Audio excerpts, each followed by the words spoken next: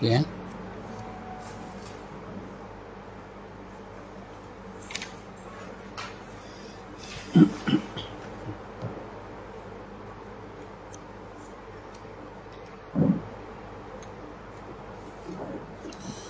Bismillahirrahmanirrahim.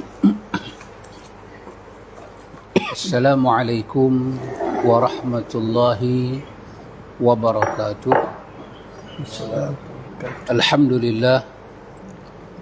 Wassalatu wassalamu ala rasulillah Nabina Muhammad ibn Abdullah wa ala alihi wa sahbihi wa man nasarahu wa wala. Amma ba'du. Ikhwatul iman, ikhwatu fid din, a'azakumullah wa uhibbukum fillah. Kaum muslimin dan kaum muslimat yang dirahmati Allah Jalla wa ala.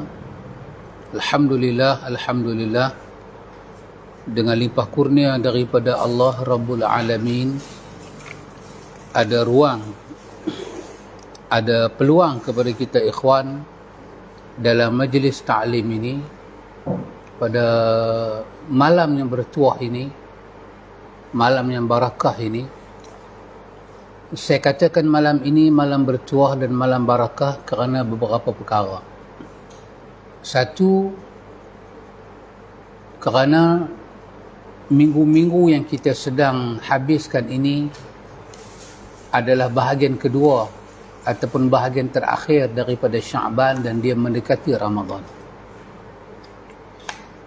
Tetapi lebih daripada itu, malam ni adalah malam yang bertuah dan malam yang cukup barakah kerana hari ini adalah hari Isnin. Hari Isnin adalah hari amal kita diangkat naik ke langit. Hari Isnin adalah hari wahyu pertama dulu turun kepada Nabi. Dan hari Isnin adalah hari kelahiran Nabi kita Muhammad sallallahu alaihi wasallam. Jadi riwayat yang menyatakan Nabi lahir pada 12 Rabiul Awal itu tidak kuat, tidak kukuh.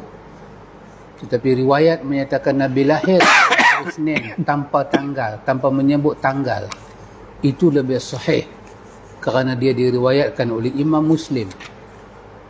Jadi pada hari Isnin bertembung hari kelahiran Nabi, hari permulaan wahyu turun dan hari amalan kita diangkat.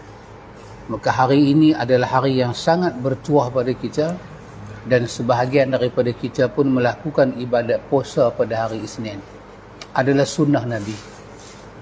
Dan alhamdulillah bagi kita yang berada di studio besar Bicara Hati, kita bertuah kerana malam ini kita ditemankan oleh seorang daripada pendukung sunnahnya akbar. Oh, itu macam di sebelah utara ini, bersama dengan mursyid kita Ustaz Adnan Sa'ad, untuk kita mengolah dan kita berbincang tentang keberkatan dan kemuliaan. Di dalam studio kami orang bertakbir. Bila saya sebut Ustaz Adnan mursyid, mereka bertakbir, Allahu Akbar, Allahu Akbar. Ada yang takbir raya terus pun ada. Walillahil hamd. Begitu teruja dengan kedatangan Ustaz Adnan Sa'ad. Alhamdulillah ikhwan, ruang yang ada ini kita mengambil kesempatan. Ikhwan, sebagai mukadimahnya saya ingin menjelaskan satu perkara sebelum kita masuk kepada menerangkan tentang kemuliaan dan barakah saum Ramadan, berpuasa pada bulan Ramadan. Saya nak menerangkan satu perkara, iaitu perkara ini saya ambil daripada perkataan Al-Hasan Basri. Dikatakan ikhwan, dikatakan satu hari, faqad ruwiya anil Hasan Basri anil Hasan faqad ruwiya anil Hasan ibni Abil Hasan Al-Basri, daripada Al-Hasan bin Abi Hasan Al-Basri. Ceritanya annahu marra biqaumin wa huwa yadhakuna. Dia lalu, dia berjalan, dia lintas ke satu kaum. Dia berjalan, dia tengok ada beberapa orang duduk di situ, dia duduk sembang sampai gelak terbahak-bahak. Macam kita lah kot kan. Gelak kah gelak. Faqala, dia kata kepada mereka, Inna Allah ja'ala syahru Ramadan. Dia kata Allah Subhanahu wa ta'ala telah pun membawa kepada kita bulan Ramadan. Allah Ta'ala telah menjadikan kepada kita bulan Ramadan.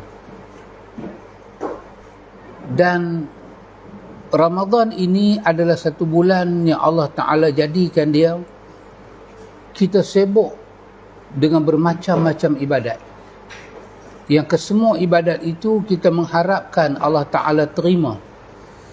Dan kita sekarang ini duk melangkah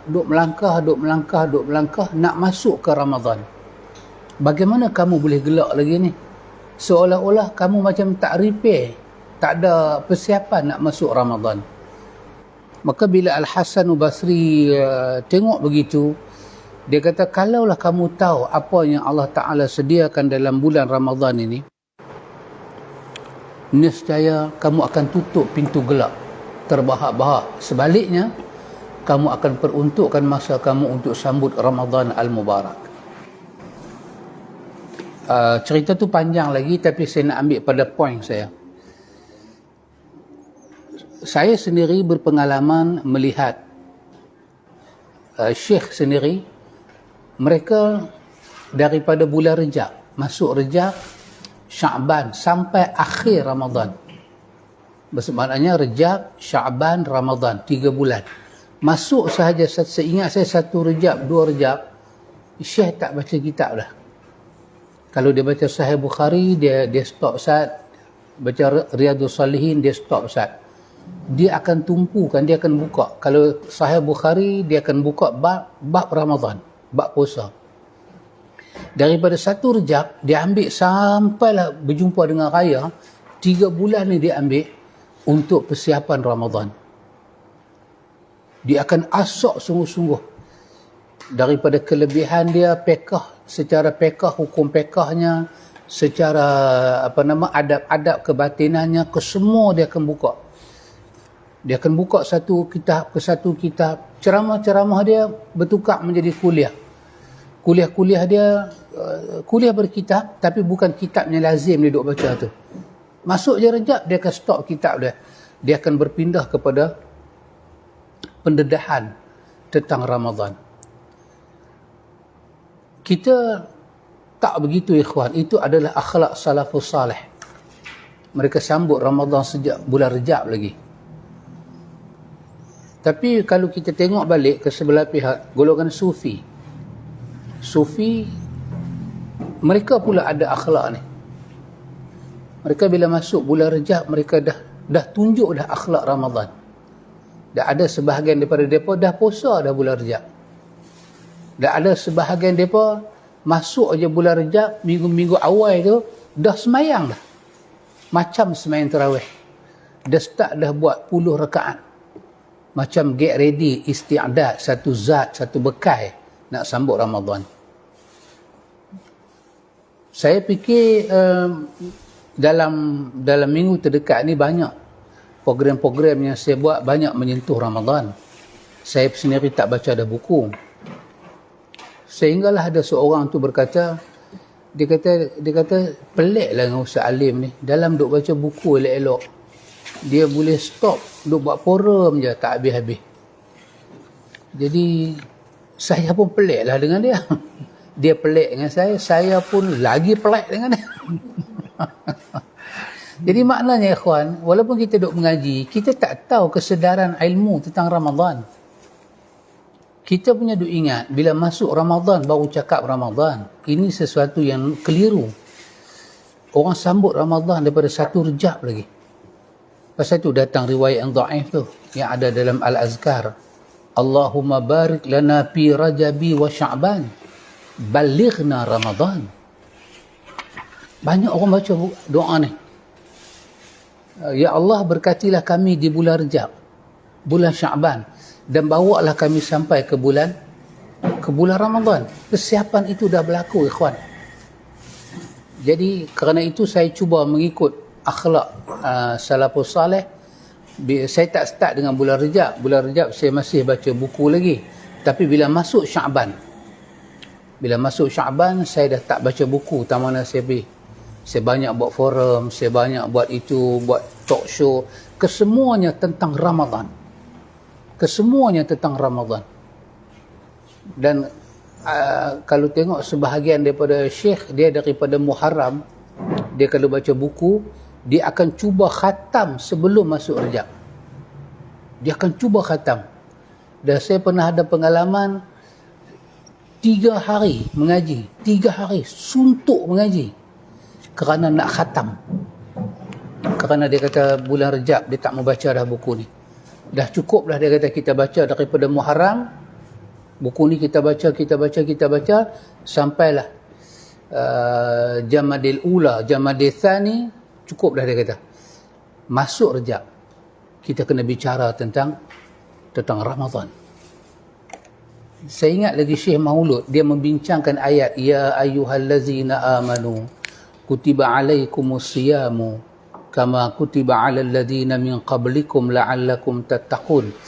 Dia duk hurai tazkirah tu saja, ayat tu saja dia duk hurai dalam bermacam-macam ujuh.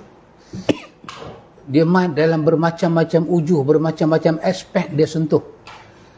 Tak habis. Dia baca ayat tu sentuh kat sini, baca ayat tu sentuh kat iman, barakah. Cerita tentang barakatul iman, barakatul Ramadan. Cerita kat tu, cerita kat ni, ya subhanallah. Jadi kerana itu ikhwan, bukanlah saya ni tak dapat dimengertikan, boleh dimengertikan. Ustaz Nan mengerti saya pun mengerti Ustaz Nan. Jadi cuma kadang kita tak tahu macam adab ilmu. Kita duk ingat bulan puasa je bercakap bab puasa. Tak. Pasal itu saya perhati ada orang, bila kita tak baca kitab, kita buat macam ni, bercakap, talk show. Ada orang dia datang kuliah yang biasa berkitab. Bila kita buat penerangan lagu ni, dia tak bawa buku. Dia tak bawa pen, dia tak bawa kertas, dia tak menulis. Sebab dia kata apa, bukan majlis ilmu pun, forum aja. Dia tak iktiraf itu sebagai satu apa? Sebagai satu medan ilmu. Inilah ikhwan, kita mengaji berkurun-kurun. Jadi pada malam ini saya mengambil singkatan daripada yang disebut tentang riwayat Al-Hasan Basri, seorang tabi'in terkenal. Dalam nak masuk Ramadan tu, dia tengok orang banyak gelak tak bercakap pasal Ramadan. Dia dah tegur dah. Dia kata, hampa boleh habis masa dengan gelak sedangkan Ramadan dah nak masuk. So kita tahu bila duduk tanah Arab, Rajab tu mereka dah kira dah bahang Ramadan. Dah start dah. Kita dah tengok start dah. Sambutan mereka nak meraihkan Ramadan itu daripada bulan Rajab. Kita bulan Rajab masih happy lagi. Tak ada apa-apa. Bila mai Sya'ban pun okey lagi. 2-3 hari lagi nak masuk Ramadan. Barulah kita rasa bercakap. Nak bercakap Ramadan, dalam bulan Ramadan nak cakap apa ya kawan? Perut dah kenyang. Nak buat tarawih lagi. Tarawih pun dah lewat. Lepas tu tazkirah pendek lagi. Tazkirah pun tak ada lah sampai 1 jam. Habis tinggi 30 minit. Lepas tu nak moral lagi, nak makan lagi. Banyak benda tak masuk. Lepas tu nak ibadat lagi. Banyak benda tak masuk. Tapi kalau daripada Rajab, daripada Sya'ban, sebenarnya kita banyak bekal. Rupanya yang saya buat itu bukanlah suatu benda yang tak ada asas. Benda tu ada asas daripada salafus salih dan daripada tabi'in, cara mereka mengalu-alukan kedatangan Ramadan al-Mubarak. Jadi saya serahkan balik kepada mursyid kita. Kita orang yang biasa-biasa cakap pendek-pendek dah lah. Kita nak dengar tokoh-tokoh. Tokoh-tokoh ni cakap, kita nak tulis. Saya bawa pen, saya bawa macam-macam saya bawa. Kita nak tulis. Dipersilakan Ustaz. Allahumma ati nafsi taqwaha wa zakkiha anta khairan man zakkaha anta waliyuha wa maulaha. Alhamdulillah, pertama kita syukur kepada Allah dengan limpah kurnianya kita dapat bersama pada malam yang penuh berbahagia ni. Penuh kemuliaan ni. Alhamdulillah, kita syukur. Dan kita kata waalaikumsalam kepada Ita Anas yang bagi salam kat kita. Walaupun kita tak kenal siapa dia. Kita kena jawab salam. Ada. Oh, jadi kita tak apa kenal. Kita baru tengok Ita Anas ni. Waalaikumsalam. Orang beritahu kita kena jawab. Tak pergi mana dok dah. Ada. Nanti kamera akan fokus ke sana insya-Allah. Dan kita syukur bersama kita Al-Fadhil, tuan guru kita Ustaz Ali Masan, yang mana tak lama lagi nama saya akan masuk dalam 50 orang yang tak boleh masuk Selangor. Alhamdulillah antum.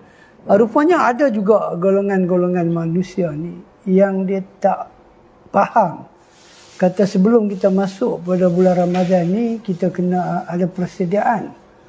Seperti kata Imam Zahabi rahimahullah, dia kata takwa itu dengan amalan. Imam Zahabi sebut, dia kata bila kita nak cakap pasal takwa, sebab bulan Ramadan ni dikaitkan dengan takwa. Kutiba alaikumul siyam kama kutiba alal ladzina min qablikum la'allakum tattaqun. Dia nak kena akhirnya daripada apa yang kita masuk dalam Ramadan tu, dia punya hasil last sekali Allah nak kita jadi orang takwa. Sebab tu kata Imam Zahabi, dia kata tak ada takwa kecuali dengan amalan. Macam mana kita nak kata dia tu satu orang yang bertakwa bila dia tak ada amalan? Takkanlah orang yang bertakwa ni tidak ada amalan. Tak. Dan Imam Zahabi kata, dan tiada amalan kecuali dengan ilmu dan ittiba'. Antum tengok macam mana kaitan antara apa? Antara takwa, ilmu dan ittiba'. Kata Imam Zahabi, setiap kita memerlukan ketakwaan dalam hati, dan dia kata tidak akan ada takwa tanpa ilmu dan ittiba'.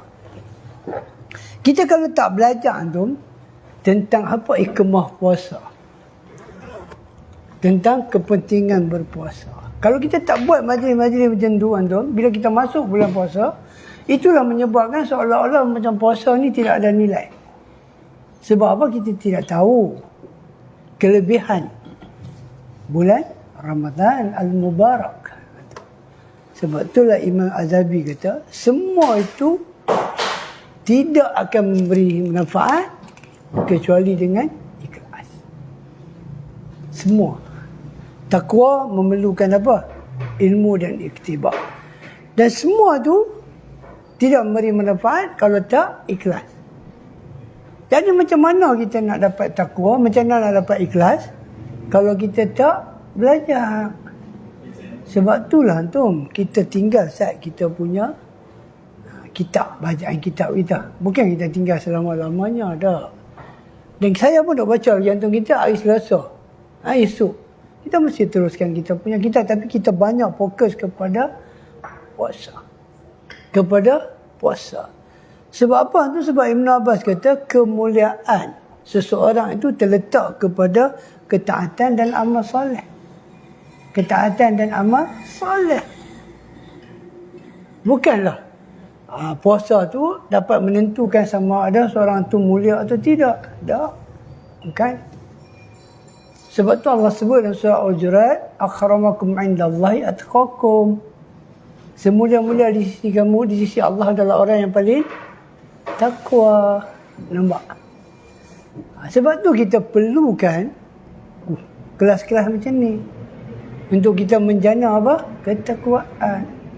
Tengok Hasanul Basri tu. Bagaimana? Belum masuk Ramadan dia dah bersedia dah.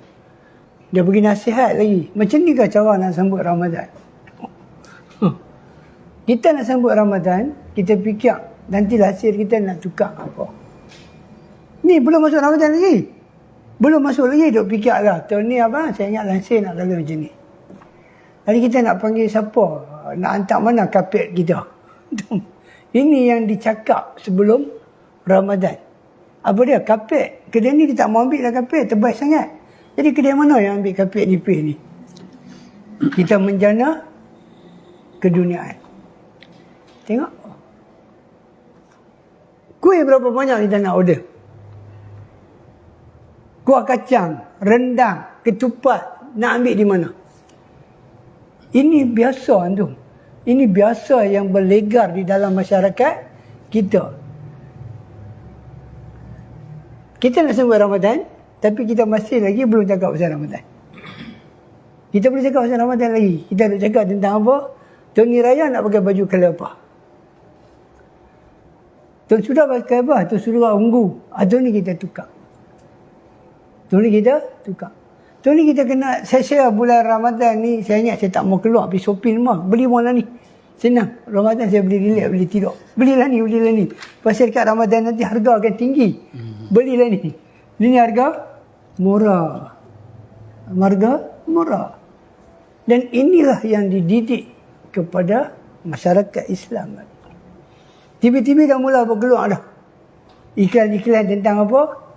Tentang pelita, tentang baju, kan? Tentang supermarket yang mana menawarkan hadiah yang murah, kain yang berkualiti. Cuma tu tengok TV kita. Korma, sup tayuk, kan? Saya iklan sikit lah sup tayuk. Kan? Iklan keluar dari TV. Dijual Shopee jual dah RM129, 12 kotak. Ada dah. Ini yang hamparkan kepada masyarakat yang mana yang nak menyambut puasa lagi berapa hari. Program-program tentang menjana ketakwaan tak ada, mana ada. Jadi apa akan berlaku dengan masyarakat hari ini yang jika dihamparkan dengan benda-benda macam ni? Abang kena order ni, murah ni, murah. Wih, RM129, 12 kotak. Satu kotak jatuh berapa? Dah duk kira dah. Bukan kira Ramadan dekat nak sampai dah. Duk kira dah satu kotak jatuh berapa. Murah ni. Telefon. Order. Tengok. Dan lagi apa yang akan dihamparkan tentang tahun ni raya nak balik ke rumah siapa? Balik rumah saya pula. Abang asyik balik rumah abang lah. Tak boleh lah.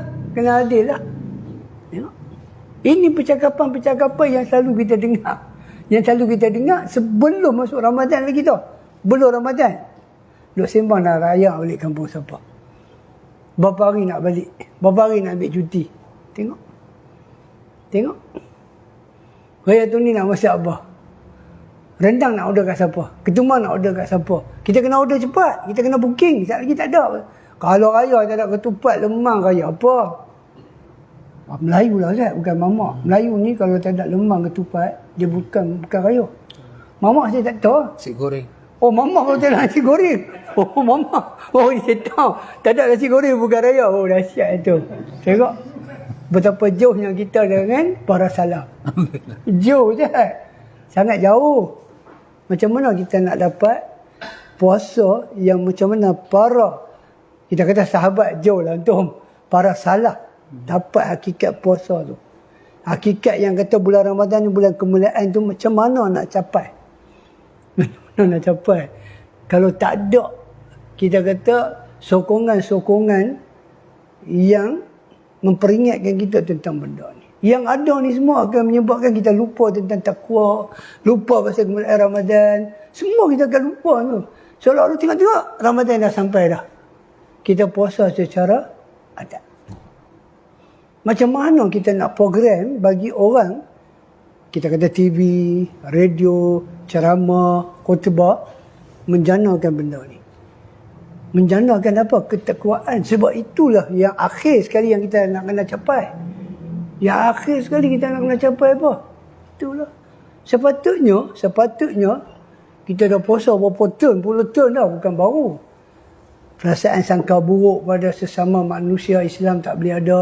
Dengki tak boleh ada, khianat tak boleh ada, hasad tak boleh ada. Sepatutnya, pasal apa dia puasa berapa puluh tahun dah ni. Dia sepatutnya benda tu dia tak ada dah. Dia tak ada dah. Sahabat benda-benda tu boleh bagi hilang mereka punya benda-benda ni. Sangka buruk, benci, khianat, dengki, busuk hati, makan rasuah, semua tak ada. Kerana apa? Antara sebab puasa lah. Sepatutnya setiap benda yang disandarkan kepada ketaatan pada Allah, dia dapat mengubahlah manusia tu. tak banyak sikit, dia boleh berubah. Yang ni tak. Duk macam tu ya. Puasa pun isap okok, lepas puasa pun isap okok. Tengok. Puasa boleh makan sahur sampai 3 batang isap rokok, nak kabur saya buka puasa.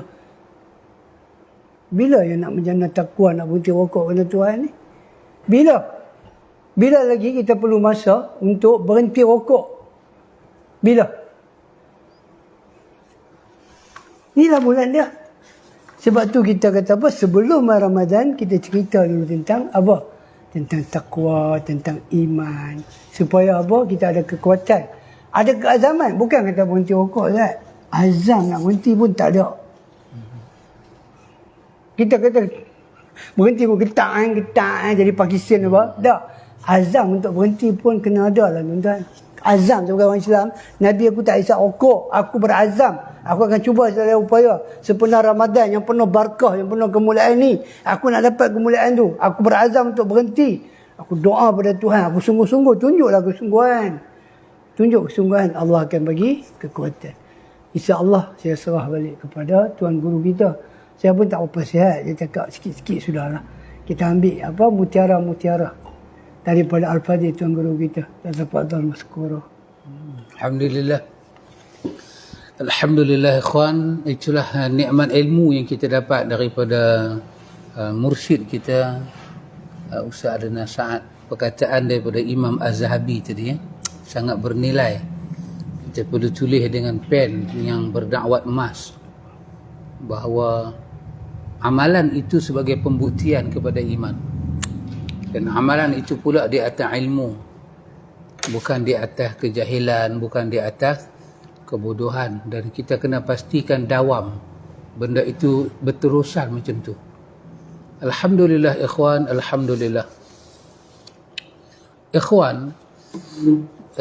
Hujatul Islam menyebut kepada kita tentang makna puasa. Dalam bulan puasa ni ikhwan, sekurang-kurangnya ada dua benda besar yang dihimpunkan. Maka bila dua benda besar diletak di satu tempat, maka bertambahlah kebesaran itu. Dalam ayat tu Allah kata, ya ayyuhallazina amanu. Ini benda besar pertama. Benda besar kedua, kutiba alaikumusiyam. Benda besar kedua. Bila dua benda besar ini bercentum, maka dia nak menghasilkan satu benda besar yang amat besar, iaitu la'allakum tattaqun. Kita ambil benda besar yang pertama dulu ikhwan. Itu ya ayyuhallazina amanu. Apa dia ada di sini ikhwan? Allah katakan wahai orang-orang yang beriman. Ikhwan, takat yang kita duk belajar, biasa-biasa kita duk belajar. Perkataan iman tu sendiri, saya fikir kita dah bincang dah dalam siri-siri yang sebelum daripada ini, apa itu iman. Iman duduk dalam hati manusia, dalam dada. Dari situ, iman dikeluarkan dalam bentuk qaulun wa amalun. Dalam bentuk perkataan dan dalam bentuk amalan.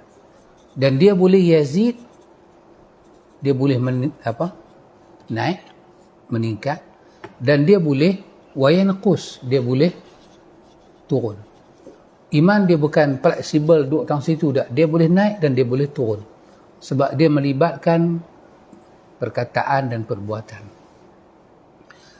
Iman bermakna kepercayaan, bukan kepercayaan. Dalam kelas yang silam kita kata iman adalah pembenaran, tasdiq bil qalbi. Tasdiq bil qalbi dengan apa? Bi tama'ninah. Membenarkan Tuhan. Membenarkan bermakna kita dengar apa Tuhan kata, kita benarkan. Tapi dengan hati. Kemudian pembenaran itu akan ke mulut dan akan kepada amal. Yang mengarahkan ke semua itu kita membenarkan Allah. Ikhwan, dalam ayat Allah Ta'ala katakan tabarakalladzi biyadihil mulk. Dalam ayat lain tabarakalladzi ja'ala fis samai buruja. Banyak ayat Allah start dengan tabaraka. Awal surah Furqan pun Allah sebut benda yang sama. Ikhwan, Allah itu adalah sumber keberkatan. Apabila dalam hati kita ada tasdik dengan Allah, membenarkan setiap perkataan Allah, yakni membenarkan Quran keseluruhan dia, hadis Nabi keseluruhan dia, apa akan terjadi? Tuhan yang maha berkat, apabila ada dalam hati seorang hamba itu benda yang paling besar, tasdik hamba kepada Tuhan, maka Tuhan mencapakkan sebesar-besar barakah dalam hati orang itu. Artinya ikhwan, iman adalah sumber keberkatan. Orang yang tak ada iman, dia tak ada berkat.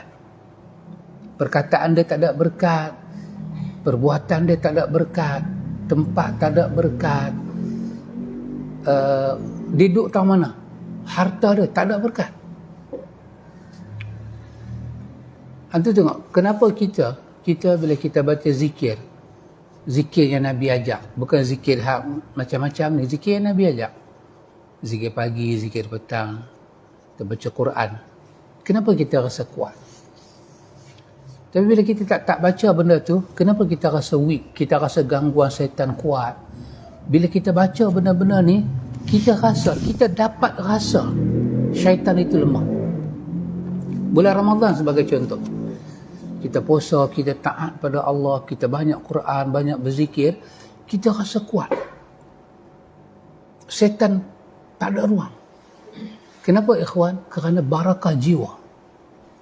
Jiwa yang barakah. Iman adalah sumber barakah. Maka cuba tengok ayat yang selalu kita duk baca tu, daripada awal Allah sebut. Kalau dalam hati manusia ni ada berkat iman ni dia lain macam ikhwan. Barakat iman dia akan terpancar daripada hati, dia pancar ke lisan, dia pancar ke perbuatan, yang akhirnya alam keliling kita akan dapat berkat. Allah katakan dalam ayat dia, walau anna ahlal qura amanu wattaqau la fatahna alaihim barakatin minas samai wal ardi. Kalau penduduk negeri itu beriman dan bertakwa. Kalau penduduk negeri itu beriman, maksudnya apa dia? Dia ada hati yang membenarkan Allah. Ada hati yang membenarkan utusan Allah. Kesemuanya Allah cakap mereka benarkan, benarkan. Pasal itu iman itu dia mudah ikhwan. Apa? Membenarkan Allah. Allazina yu'minuna bil ghaibi. Mereka membenarkan adanya benda ghaib. Bukan mereka mencipta benda ghaib, membenarkan. Tak ada bukti pun tak apa, ada alam ghaib. Membenarkan apa Tuhan kata, benarkan saja. So orang kata macam Nabi minta pembenaran kaum dia. Percaya tak hampa pada menyatakan, kalau aku kata di belakang Bukit Sopa ni ada tentera berkuda nak serang Mekah, hampa percaya tak? Ya, kami percaya. Bukan mereka tengok tentera kuda tu, Nabi yang kata. Tapi mereka kata, kami benarkan cakap engkau Muhammad, kami percaya. Nabi kata, kalau lagu tu aku nak bagi tahu, aku Rasulullah, diutuskan untuk bagi tahu pada kamu selepas daripada mati ni ada kehidupan. Dan mereka tak benarkan. Adakah kerana ini kau panggil kami berhimpun ramai-ramai nak habaq benda yang karut ni? Artinya membenarkan itu tak payah mencipta, hanya dengar dan benarkan, percaya dengan tulus hati. Kalau penduduk negeri itu mau membenarkan Allah, beriman, bertakwa, melaksanakan perintah Allah, Allah kata, berkat itu bukan sahaja ada dalam hati kerana iman itu di hati. Sebaliknya kata Allah, la fatahna alaihim barakatim minas samai wal ard. Langit dan bumi akan terbelah keluar berkat. Atau tengok barakatul iman tu macam mana. Barakatul iman ni ikhwan, walaupun tak datang Ramadan, dia ada dalam diri setiap mukmin. Dia ada. Kita ada 6 rukun iman yang kita kena benarkan. Kita ada sunnah. Tengok Imam Malik mengajak kita membenarkan Allah macam mana. Pendek. Tapi apa yang berlaku pada Imam Malik itu mempunyai suatu manhaj yang begitu azim. Orang tanya pada dia ayat. Imam Malik tengah buat kuliah. Masuk, orang tanya pada dia. Baca Az-Zahabi, baca Al-I'tisam, Syatibi. Contoh ayat Ar-Rahmanu ala arshi istawa. Imam Malik jawab, istawa ma'lum wa kaifiyatu majhul wal imanu bihi wajib wa su'alu anhu bid'ah. Apa yang kau tak faham dengan ayat Allah ni? Kita bukan nak pergi selongkak ayat tu, membenarkan ayat tu. Allah yang sebut Ar-Rahmanu ala arsy istawa. Istawa maklum. Makna kata Tuhan bersemayam di atas aras. Tak faham ke dia maklum? Sama ada secara kita kata secara literal ayat ataupun secara kinayah dia. Kesemua orang faham. Apa makna istawa? Wal kaifiyatu majhul. Macam mana Tuhan bersemayam itu yang kita tak tahu sebab tak ada ayat menerangkan. Wal imanu bihi wajib. Beriman dengan ayat ni wajib. Benarkan ayat itu. Wa su'alu anhu bid'ah. Duk tanya macam mana Tuhan bersemayam. Kesemua ini soalan yang direka-reka yang boleh membawa kepada tak sempurna pembenaran kita. Kalau Allah kata dia ada tangan, benarkan sahaja. Apa yang kita risau? Kerana yang bercakap itu Rabbul Alamin. Rabbul Alamin tak bimbang bagi tahu dia ada tangan. Kita pula bimbang dengar kata dia ada tangan. Macam mana nak benda tu? Benarkan sahaja. Itu makna iman. Bila iman itu kita bawa dalam bentuk membenarkan Allah, benarkan Allah, benarkan cerita Allah, ayat Allah, wahyu Allah, ketika itu hati yang ada iman itu ada barakah. Orang yang dalam hati dia ada barakatul iman, bila dia bercakap, barakah tu keluar. Bila dia beramal, dia mesti beramal untuk Allah. Barakah amal keluar. Sampai pada peringkat barakah yang ada pada diri dia, pada hati dia, menarik barakah yang ada di langit turun dan membelah barakah di bumi. Maka Allah memulakan ayat puasa ni dengan sebesar-besar barakah. Wahai orang-orang yang beriman, orang-orang yang memang dalam jiwa dia itu telah ada barakatul iman. Barakatul iman ni dia lain macam, ikhwan. Bila dia turun barakah daripada langit kerana orang beriman, oh lain macam, ikhwan. Berkat dia lain macam, Allah jaga alam ni lain macam. Angin yang bertiup ada barakah, ada rahmah, rezeki yang keluar daripada bumi, tumbuh-tumbuhan di atas bumi, kesemuanya jadi elok. Kenapa? Bumi terbelah, keluar barakah.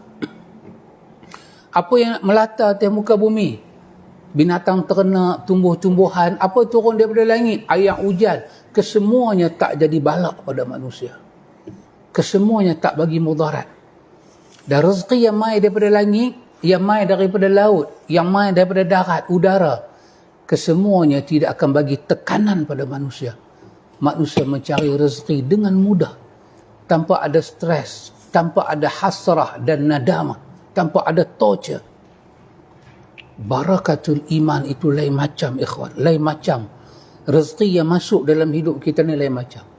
Tanpa puasa Ramadan, mukmin telah ada barakah dia. Tapi Allah sambung ayat tu, kutiba alaikumusiyam. Yang tadi tu dah ada barakah, dicampur dengan satu lagi barakah. Barakah apa dia? Barakah perintah Tuhan.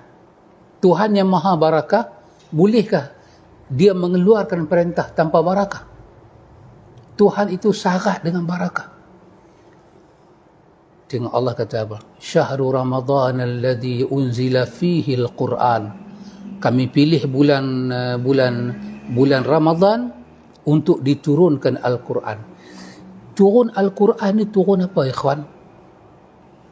Yang Allah sebut dalam ayat dia sendiri. Allah kata kitabun anzalnahu ilaika mubarakun liyatazakkaru ayatihi, dalam surah Sad. Allah kata kitabun, yang tadi sebut syahrul ramadhan alladhi unzila fihi al-Quran tu, Allah jawab. Allah kata Quran tu kitabun.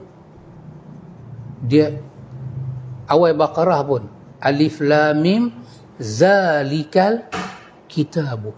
Quran itu suatu kitab. Kitab apa?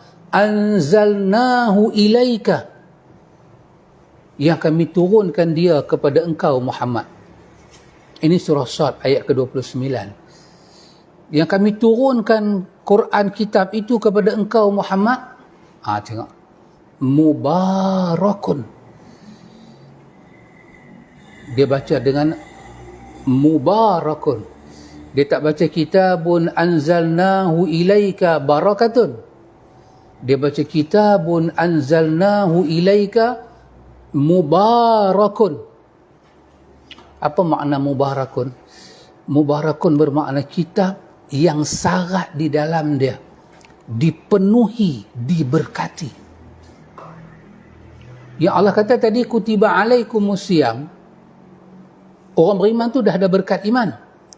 Bulan Ramadan diturunkan Quran, diturunkan apa? Artinya diturunkan apa? Diturunkan suatu kitab yang syarat, yang sangat diberkahi. Quran itu terlampau besar barakah, dia kata Allah. Sehingga kan Imam Ibn Qayyim kata apa, ikhwan? Kata Imam Ibn Qayyim, dia kata wa huwa ahaqqu an yusamma mubarakun min kulli syai' bi kasrati khairihi wa manafi'ihi wa ujuhul barakati fihi. Imam Ibn Qayyim kata Quran itu wa huwa ahaqqun an yusamma mubarakun min kulli syai'. Dialah, Quran itulah kitab yang paling berhak dinamakan dengan nama mubarakun daripada semua benda. Daripada banyak benda, Quranlah yang paling layak terima perkataan mubarakun. Kenapa? Ibn Qayyim kata, kerana dia kata bikathrati khairihi, kerana Quran itu syarat dengan kebanyakan daripada kebaikan yang ada pada dia. Kebaikan yang begitu banyak, manfaat yang begitu banyak, dan kalau dilihat daripada angle lain, dia dipenuhi dengan barakah. Kebaikan apa yang ada dalam Quran ni? Ibn Qayyim kata kerana Quran menghimpunkan dua kebaikan yang besar, kebaikan dunia, kebaikan akhirat. Allah turunkan kitab yang mubarakun, yang diberkahi. Siapa yang berkahi? Allah berkahi. Kenapa Allah berkahi Al-Quran? Kerana Quran itu kalam dia, dan melalui kalam dia inilah Allah menyatakan kutiba alaikumusiyam. Kita baca tu sahaja, ikhwan. Kita baca kutiba alaikumusiyam, kita telah membaca barakah. Kita yang baca dapat barakah, orang yang dengar dapat barakah.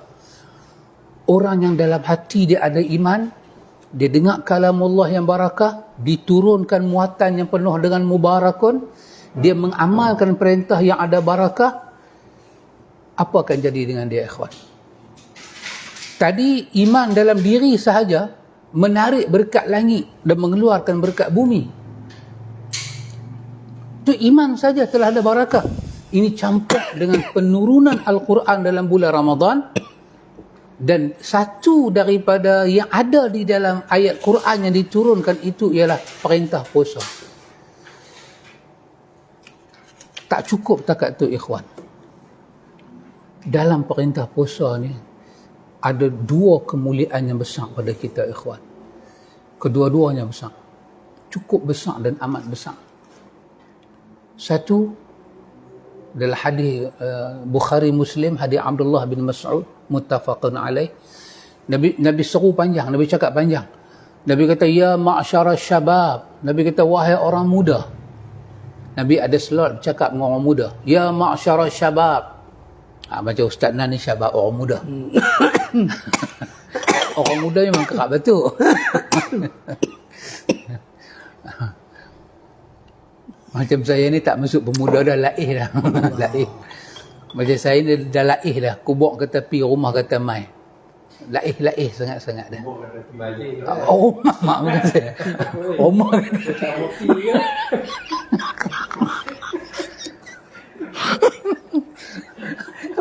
Abang ni kata macam tak opi.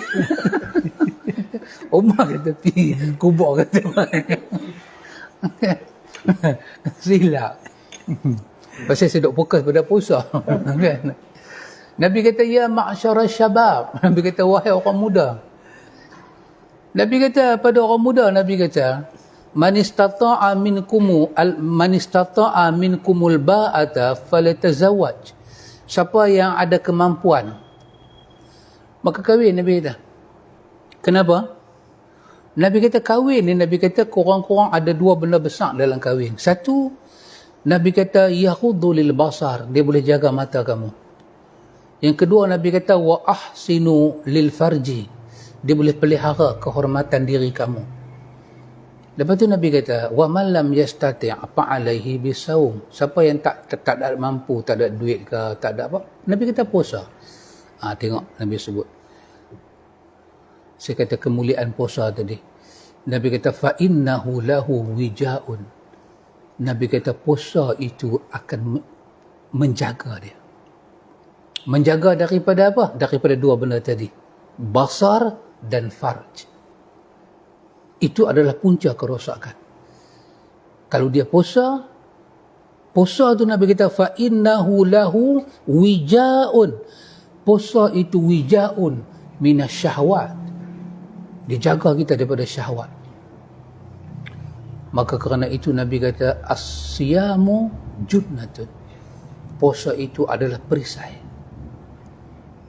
So, bila kita zikir banyak pada Allah dengan zikir-zikir yang sahih, yang kita kata zikir pagi petang, zikir lepas solat, kita baca Quran, kita semayang malam, kita campur puasa. Antu tengok. Kalau iblis duduk dalam badan pun dia tak tahan lama. Kerana dia pelan reput. Kerana daripada zikrullah, tilawatul Quran, salat, sampai kepada puasa, kesemuanya itu penjagaan Tuhan pada kita, ikhwan. Dia jaga kita. Kalau dua benda itu terselamat, kita mendapat kemuliaan hidup. Pandangan kita dan kehormatan diri kita. Tapi kalau pandangan kita tak terjaga, kehormatan tak terjaga, maka musnahlah hidup kita. Orang akan perkotak-katik hidup kita. Orang boleh bermain-main dengan maruah kita. Tapi tak cukup dekat tu, ikhwan. Tengok dalam riwayat Ahmad, hadis Jabir. Yang ni dahsyat. Nabi guna perkataan, Nabi kata as-siyamu junnatun yastajinnu bihal abdu minan nari. Nabi kata puasa itu perisai. Puasa itu benteng. Benteng apa? Yastajinnu bihal abdu. Dia membentengkan hamba yang puasa itu minan nar, daripada api neraka. Subhanallah, ikhwan. Ada dua kemuliaan. Satu, puasa adalah benteng nafsu kita. Bukan puasa tu buang nafsu, dah. Dia benteng nafsu supaya nafsu tak merosakkan kita. Yang kedua, puasa itu menyelamat ruh dan tubuh badan kita daripada dibakar dalam neraka. Tak dihindar. Lepas kita minta, ya Allah berilah kepada saya hasanah di dunia, ya Allah berilah kepada saya hasanah fil akhirah, ujung tu kita kata apa? Waqina azaban nar. Puasa boleh bawa kita ke situ. Ikhwan, ayat yang selalu kita baca. Kadang Ustaz Samsul pun baca dalam sembahyang kan. Juzuk Amma. Juzuk Amma. Memang pernah dengar Ustaz Samsul baca Juzuk Amma? Meleleh air mata. Satgi try kita buat isyak bagi Ustaz Samsul jadi imam. Itu dalam Juzuk Amma kita baca tu. Kita nak tahu macam mana dahsyat, macam mana perlindungan yang puasa bagi pada kita daripada api neraka. kita baca juzuk amma. Banyak dalam Quran, tapi ini di antara yang mudah. Allah guna perkataan inna jahannama kanat mirsada lit-taghina ma'aba labisina fiha ahqaba la yazuquna fiha bardan wala syaraba illa hamiman wa ghassaqa jazaa'an wifaqa innahum kanu la yarjuna hisaba wa kadzabu bi ayatina kizzaba wa kulla syai'in ahsaynahu kitaba fadhuqu falan nazidakum illa azaba. Yang ni ikhwan, kalau Allah jaga kita, kita dah dapat kejayaan yang besar. Faman zuhziha 'anil nar wa udkhilal jannata faqad faza. Allah lindung orang tu daripada nar, masukkan dia ke dalam syurga, lindung daripada neraka. Itulah keberuntungan dan kebahagiaan besar dekat dia. Allah kata inna jahannama kanat mirsada. Allah kata sesungguhnya jahannam itu telah tersedia dan dia sedang diawasi. Mirsada, dia diawasi. Ada malaikat duk jaga dia. Sebab kalau dia tak jaga, kalau tak ada malaikat jaga neraka, neraka boleh serbu kita. Takadu tamayyazu minal ghaiz.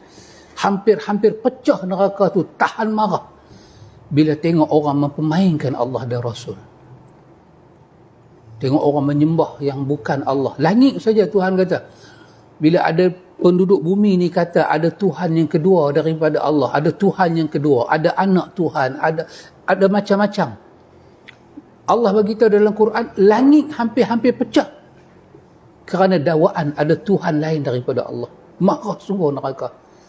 Allah suruh malaikat jaga. Dia hembus sahaja, dia menapas sahaja, kita di bumi ni boleh kena kemarau. Tu Nabi kata, kalaulah daripada zakum itu jatuh satu qitrah, rantai yang apa, duk ni kan, duk cakok-mencakok tu jatuh, Nabi kata tak ada apa atas dunia ni, habis ke semua. Saya pernah mendengar satu riwayat yang pendek, tapi riwayat ni pendek tapi dia tak sahih, tapi lekat sampai hari ni. Masa Syekh baca, Syekh Maulud baca, lekat sampai hari ni, tapi saya tengok dia tak sahih, tapi dia tazkiyah dia dahsyat. Ceritanya dalam riwayat yang tak sahih ni, satu hari ditunjuk kepada Nabi satu perjalanan yang jauh, panjang, dan nampaklah dalam perjalanan itu macam ada orang duduk berjalan. Makin orang tu berjalan, makin dia tak boleh lalu, makin dia makin lumpuh, makin lemah, sehingga malaikat kata stop, tak usah berjalan. Akhirnya tanya, jalan ni pergi tak mana ni? Makin duk pi, makin tak boleh pi. Malaikat kata jalan itu jalan menuju ke neraka. Makin orang berjalan dengan gelap dia, makin berjalan makin tak boleh pi, sampai tak boleh berjalan. Maka ditanya pada malaikat. Malaikat tanya pada orang ni, hang tahu tak, hang duk berjalan ni, neraka duk datang mana? Dia kata, saya rasa macam dalam satu batu atau satu mil, dekat sangat. Malaikat kata, dah, hang dengan neraka ni masih ada 500 tahun perjalanan.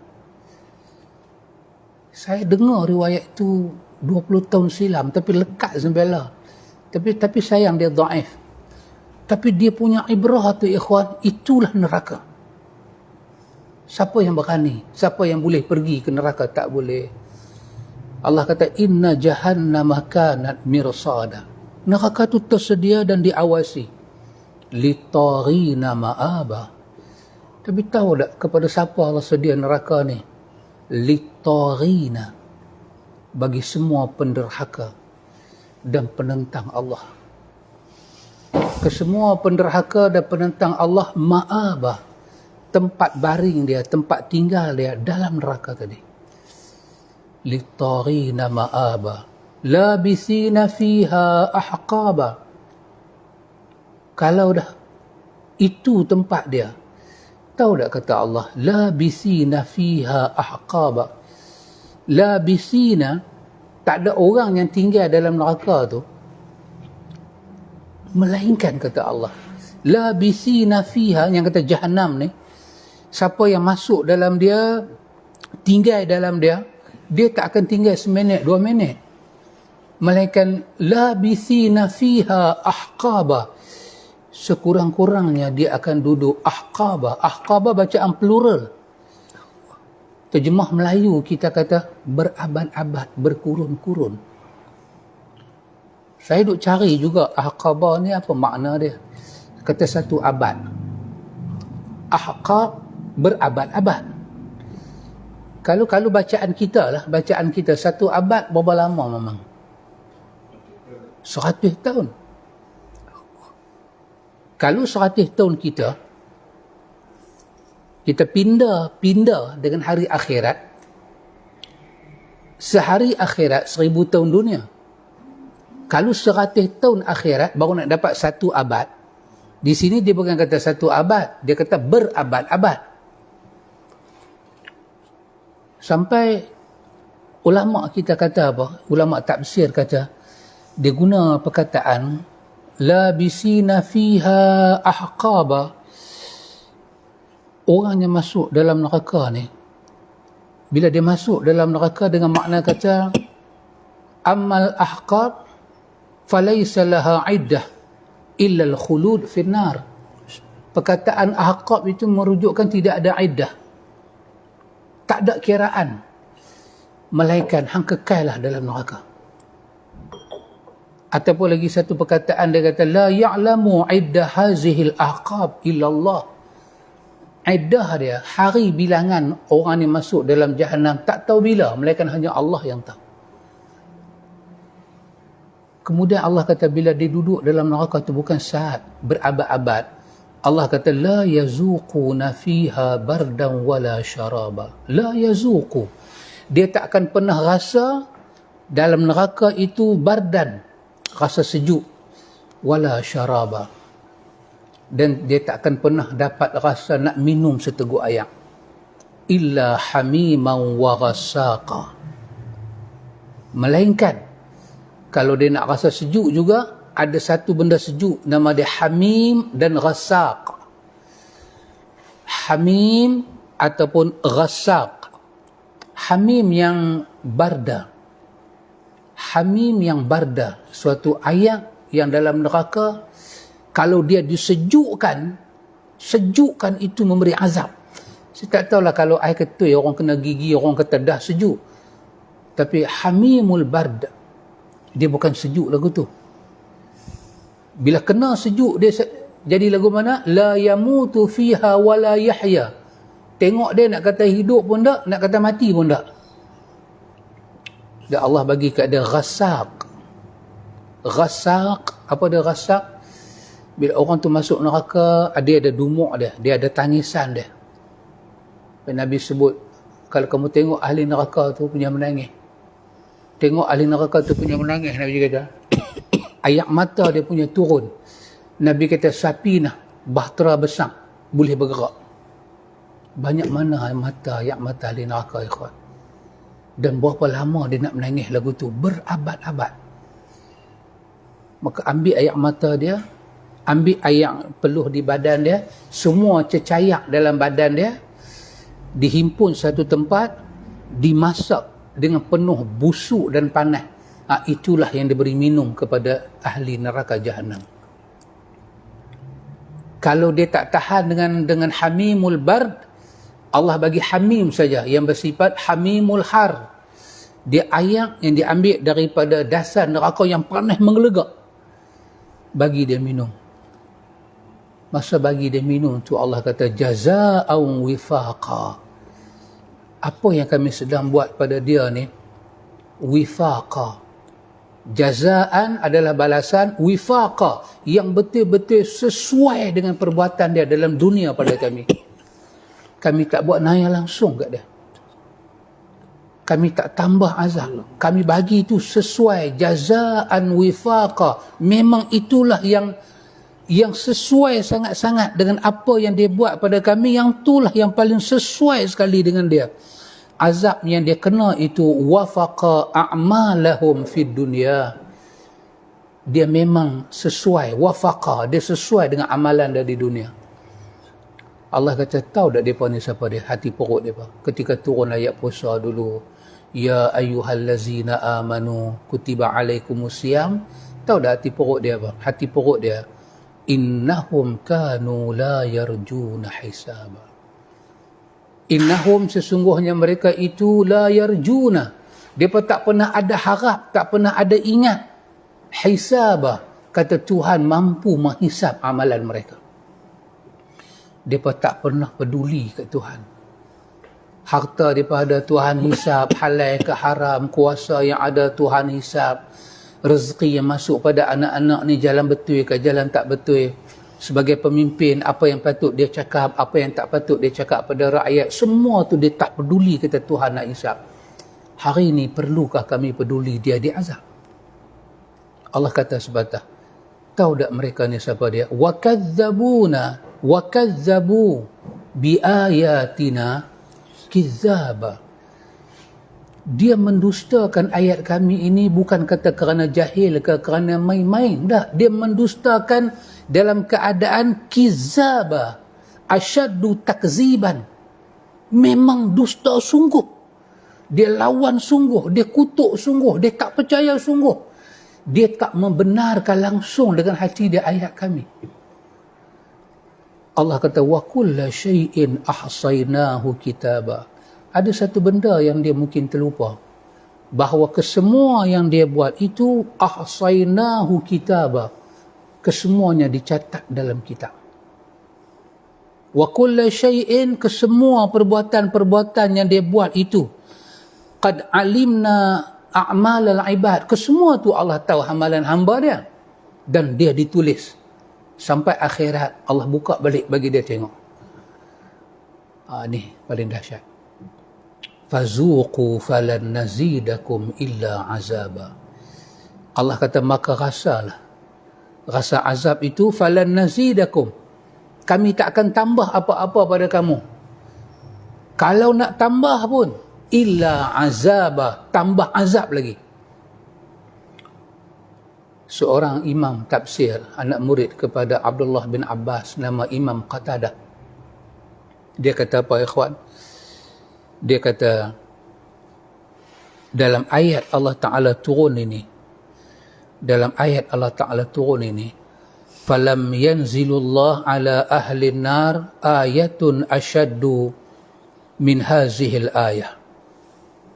Tak ada satu ayat yang Allah turunkan dalam Quran, ayat yang paling menakutkan, mengerikan, dan membuat ahli neraka dalam keadaan terlalu putih asa, melainkan ayat ni.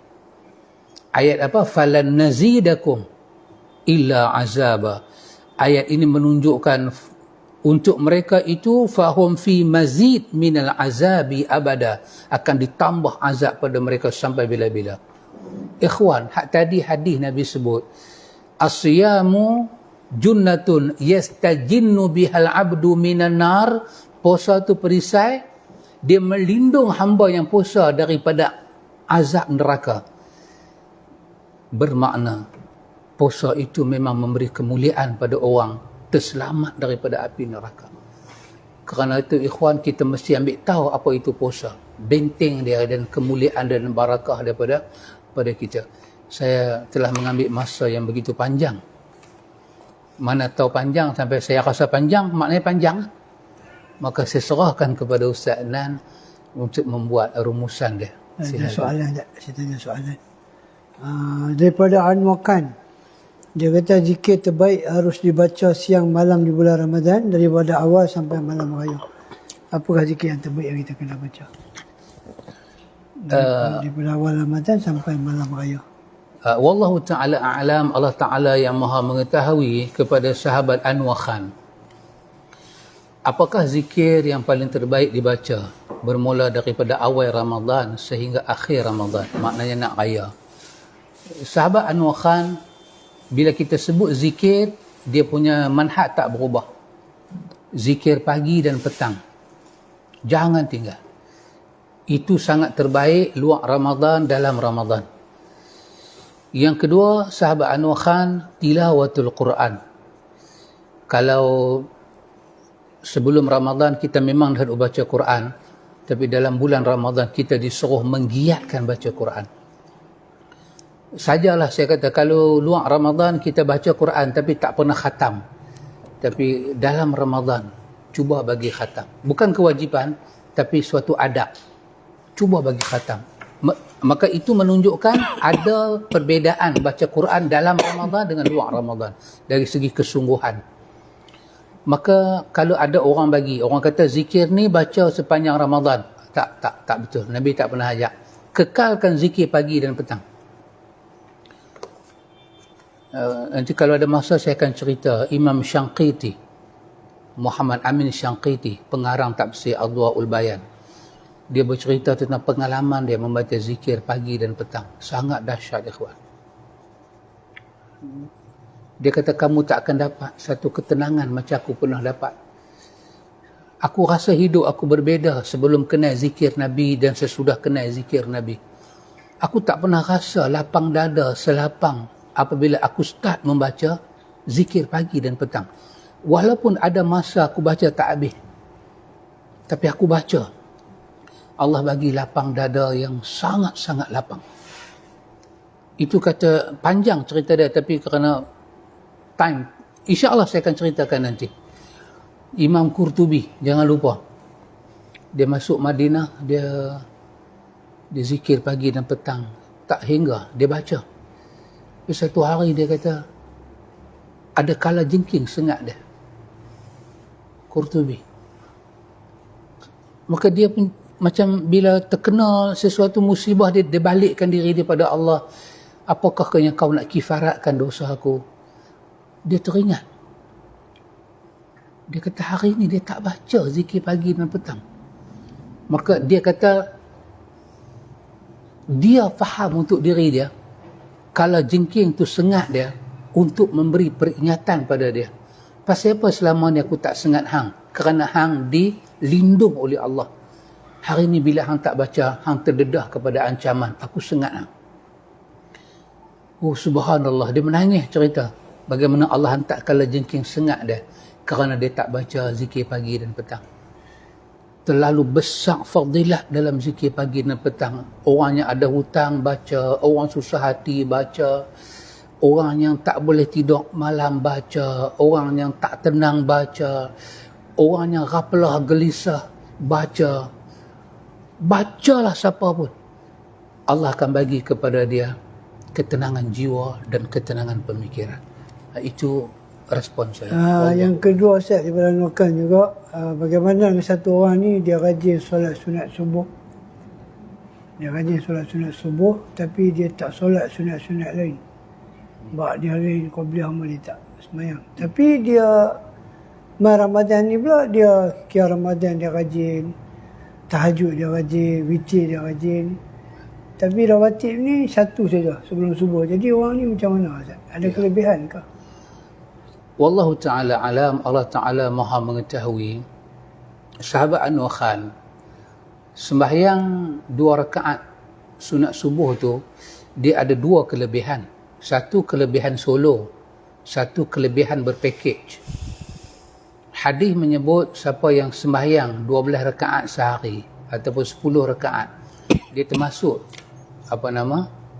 sunat subuh tu yang diharamkan dia daripada neraka. Itu kelebihan pakej. Bermakna dia buat 2 rakaat itu qabliyah dan ba'diyah rawat yang rawatib muakkad itu dia buat sekali. Qabliyah ba'diyah zuhur, ba'diyah isya, ba'diyah maghrib, termasuk subuh, dipakejkan. sama ada 4 ataupun 2 itu dia packagekan sekali. Yang tu dia main berpackage. Maka yang tu kalau dia hanya buat satu, hak lain dia tinggal, dia tak dapat lah ganjaran tu. Sebab dia main dalam bentuk package. Itu satu-satu. Yang lagi satu, Nabi sebut, Nabi kata, raka'ataini fajri khairum minad dunya wa ma fiha. 2 rakaat sunat fajar tu lebih baik daripada dunia dan akhirat. Yang tu dia main cara solo. Dia tak ada package. Maka bila dia sembahyang 2 rakaat subuh, dikatakan kepada dia, 2 rakaat subuh ni lebih baik daripada dunia dan akhirat untuk hang. Mungkin dia jadi syafaat pada masa lain. Tetapi dikatakan siapa yang sembahyang sehari semalam 12 rakaat itu, dia mendapat perlindungan daripada api neraka. Yang tu dia tak dapat. Tapi bahagian lain dia mungkin dapat. Itu sahabat Anwar Khan kena faham lah. Sayanglah package itu ditinggalkan pasal apa? Itu besar itu. Selamat kulit badan kita, roh kita daripada neraka. Jadi hak tadi lebih baik daripada dunia dan isinya. Yang tu dari segi fadilat nak tunjuk ketinggian 2 rakaat tu Allah sayang lebih daripada dunia dan isinya. Sekurang-kurangnya 2 rakaat itu kita dah sujud kepada Allah 1 rakaat 2 kali, 2 rakaat 4 kali. Itu boleh menjadi hujah Allah Ta'ala ringankan segala musibah kita di akhirat. Tapi yang package ni kita terselamat daripada api neraka. Tapi kalau segi pekahnya hanya buat tu saja, lain tak mau buat, salah ke tidak? Segi pekahnya tak salah. Tapi dia tak dapat fadilat yang sempurna. Itu sahaja. Daripada Adinda Abu Haq Bangi, Ustaz boleh tak kongsi cara didik anak-anak untuk berpuasa? Sahabat Adindaku, Abu Haq. hari ni Noh pergi sekolah. Allahu Akbar. Cara Noh berpakaian pergi sekolah, pakai uniform, seolah-olah Noh ni adalah pimpinan negara ni pada masa depan. Amin. Tanjak tu nampak. Cara Noh pergi sekolah, tanjak dia akan jadi pemimpin. Saya tengok tanjak dia sama macam ustaz yang kecil pergi sekolah dulu. Tanjak tu ada. Cuma paluh je tak ada. Tanjak ada. Alhamdulillah. Sahabat Adindaku, dalam hal berpuasa ni, anak-anak adalah anak-anak yang di bawah akil baligh ini tak diwajibkan dia berpuasa. Tetapi tarbiyah itu kita boleh buat latihan. Sama ada kita pujuk anak-anak kita selalu mesti bagi tahu pada anak-anak kita apa yang Allah bagi tahu supaya mereka membenarkan daripada kecil lagi. Cerita pada mereka kelebihan puasa, fadilat puasa, kemuliaan bulan puasa. Sebenarnya puasa mulia tu dengan apa? Dengan iman kita, penurunan Al-Quran, kalamullah, perintah Allah tentang puasa. Cerita pada mereka kegemilangan yang ada dalam Ramadan Al-Mubarak kalau dilihat dengan kacamata iman. Anak-anak boleh faham insya-Allah. Kalau anak-anak tak faham, tak akan keluar hadis Ibnu Abbas. Ya ghulam, ihfazillah.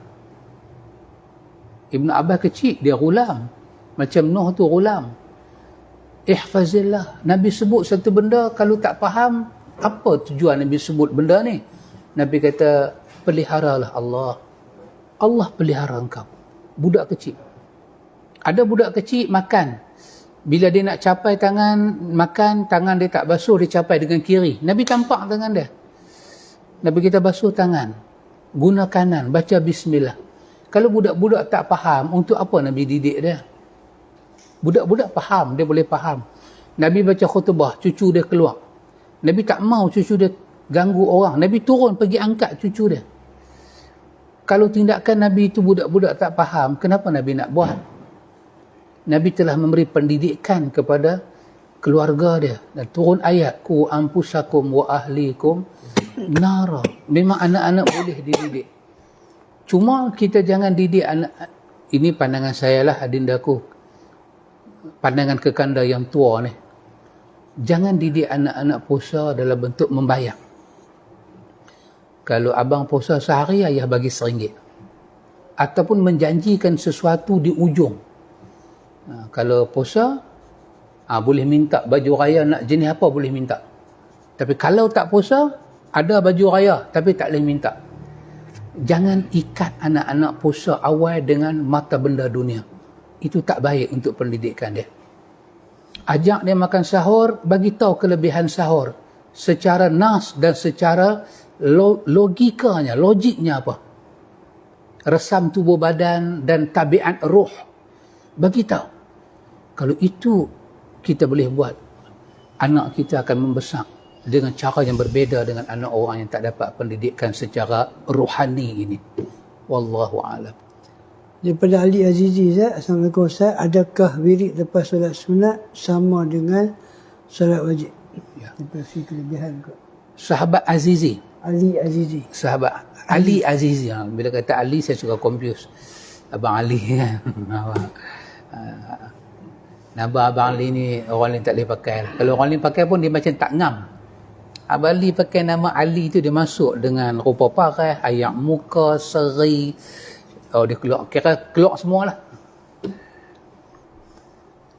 Saya lupa soalan. Adakah wirid lepas solat sunat sama dengan solat wajib? Ya, sahabat Ali Azizi. Sebenarnya sahabat Ali Azizi, Allah Ta'ala maha mengetahui, wallahu ta'ala alam. Untuk sembahyang sunat ini, tidak ada wirid yang ditentukan. Hatta kalau kita baca wirid lepas sembahyang sunat, itu nama dia qiyas kepada sembahyang fardu sahaja. Adapun wirid apa nak baca lepas sembahyang sunat, langsung tidak ada riwayat menjelaskan dengan jelas. Kesemuanya diambil daripada sembahyang fardu. Kaedah dia macam mana? Kaedah dia, sembahyang tetap sama. Kalau sembahyang fardu itu perlu wirid, apatah lagi sembahyang sunat. Yang fardu pun perlu wirid, takkan yang sunat tak kena wirid? Itu dia punya perbandingan. Tapi kalau untuk sembahyang sunat, kita bagi salam belah kanan, salam belah kiri, sekadar kita kata astaghfirullah, sudah cukup. Dan kemudian selepas daripada itu, kita bebas. Sama ada kita nak ambil wirid sembahyang fardu kan. Macam la ilaha illallah wahdahu la syarikalah, baca 10 kali, 11 kali. Itu untuk subuh dan maghrib saja. Untuk 3 waktu lagi tak ada. Kalau kita nak baca dalam sembahyang sunat, dia bukan salah, tapi dia macam tak synchronize. Maka lebih baik lepas sembahyang sunat, lepas istighfar, nak baca doa. Nak tilawatul Quran. Nak bangkit terus pun bangkit terus. Tapi kalau nak pakai zikir ni pun boleh, tapi dia macam tidak synchronize. Begitu sahabat Ali Aziz. Alhamdulillah, saya minta kesimpulan daripada Ustaz Adnan Saad untuk membuat kesimpulan, mana korang minta ditambah, yang mana yang tak betul minta dibetulkan. InsyaAllah antum, esok kita akan bersama lagi di sini. Kuliah saya sifat wuduk dan solat Nabi. Kita masuk dalam bab menyela-nyela jari tangan dan kaki. Kemudian hari Rabu kita akan bersama di Masjid Baitul Rebo insya-Allah. Forum juga bersama Al-Fadhil Ustaz Ali Hassan. Masih di bawah tajuk puasa lagi insya-Allah. Lepas tu hari Khamis. Saya di Baitul Rebo, Ustaz di Dis insya-Allah. Jadi kita tutup dengan tasbih tifarah dan selawat pada Nabi. Subhanallah wa bihamdika, asyhadu an la ilaha illa anta, astaghfiruka wa atubu